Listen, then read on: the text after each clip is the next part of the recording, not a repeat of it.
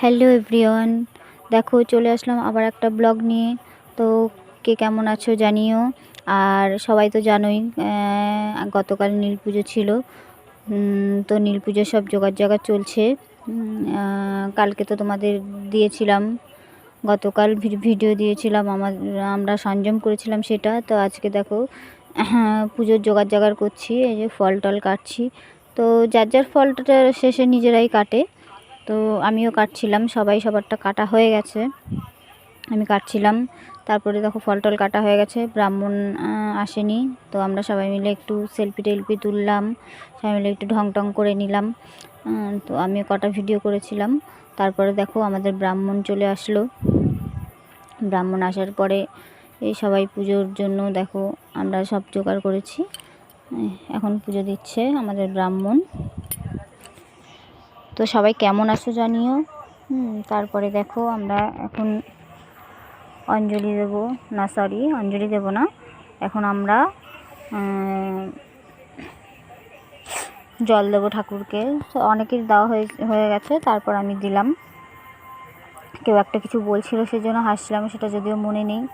তারপর দেখো আমি জল দিলাম বাবার মাথায়। তো নীল পুজোটা কিসের জন্য সবাই নিশ্চয়ই জানো, নীল পুজোটা সন্তানের মঙ্গলের জন্য করা হয়।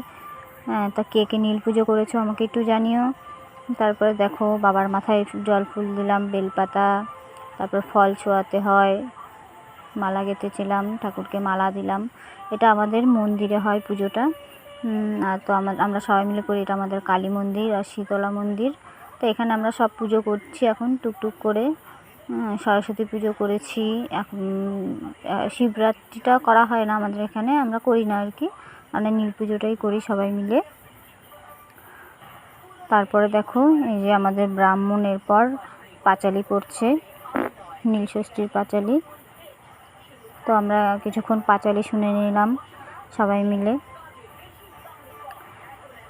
বেশি বড় না যদিও, পাঁচালিটা একদমই ছোট, অল্প একটু। ওই যে ব্রাহ্মণ আমাদের বলছে, পাঁচালি পড়ে পড়ে বোঝাচ্ছে কী কী হয়েছে না হয়েছে, কী করে নীল ষষ্ঠী পুজো চালু হলো। তো তারপর দেখো সবার ভিডিও নিলাম একটু, নেওয়ার পর তারপরে সবাই অঞ্জলি দিয়েছি, অঞ্জলিটা তুলিনি যদিও। তারপর দেখো আমাদের ব্রাহ্মণ আরতি করছে, মায়ের আরতি করার পর এইবার প্রসাদ মাখামাখি চলছে। দেখো সবাই মিলে প্রসাদ মাখামাখি করছে। দেখো সবাই বসে রয়েছে প্রসাদ নেওয়ার জন্য। প্রসাদ মাখার পর